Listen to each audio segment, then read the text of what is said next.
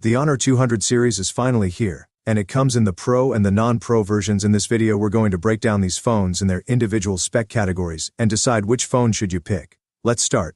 With the camera, every camera configuration is the same for both phones: 15-map main camera, 15-map telephoto camera, and 12-map ultra-wide macro camera. The only difference here is the sensor. Both these phones are using the Pro is using Honor's own Hitch 9000 sensor, while the non-Pro is using the Sony IMX906 sensor. Now it's a bit tricky to tell you which is better because at this category is going to come down to preference. So here are some pictures that we took, and you can tell us in the comments which do you music prefer. Also, both phones come with this Harcourt Portrait mode, which was developed by a famous portrait studio in Paris, and it adds this really nice magazine level quality to the images that you take. So we wanted to go all out with this feature, and we actually set up a nice studio-like environment in our studio to try out this feature. Moving on to the battery. Both these phones come with the same battery spec of 200 mAh battery with 100 watt of Honor supercharge. The only difference here is that the Pro model has wireless charging, so if you really like your phone to have wireless charging, then you definitely want to go for the Pro model. But if you don't really care about wireless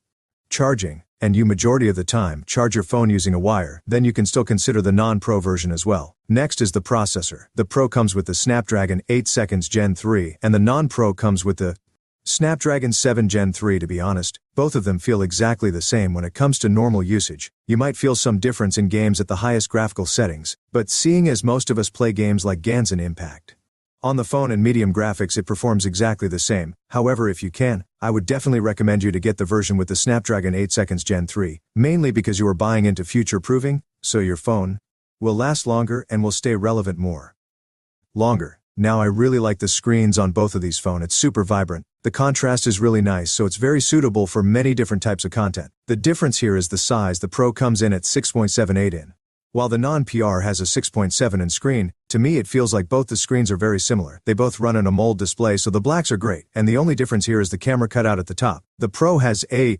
pill-shaped cutout that houses not only the front camera but sensors as well. These sensors are used for the AI Natural Tone 2 feature on this phone, which basically tunes the screen's color and brightness based on the ambient lighting. Aside from that, both of these phones have 840 Hz of PWM dimming, 4000 nits of brightness, and 12 Hz refresh rate. Now speaking about AIs, both these phones come with Honor Magic OS 8, so you're getting all the AI features like the AI Magic Portal, like the AI Blur Info, the Smart Folder, and the Magic Capsule. But we have already covered all of these features in our previous video.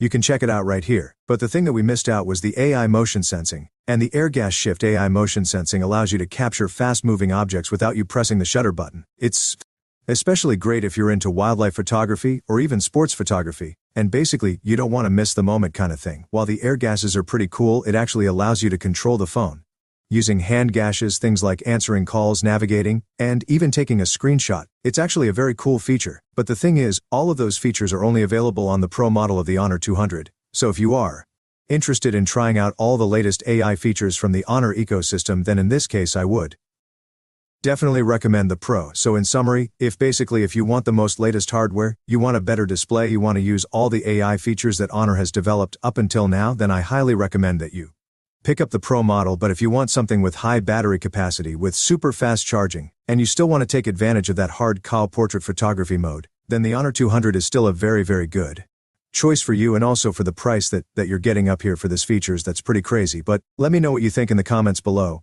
And while you're there, don't forget to sub, don't forget to like, don't forget to share, and I'll see you in the next video. Bye bye bye bye.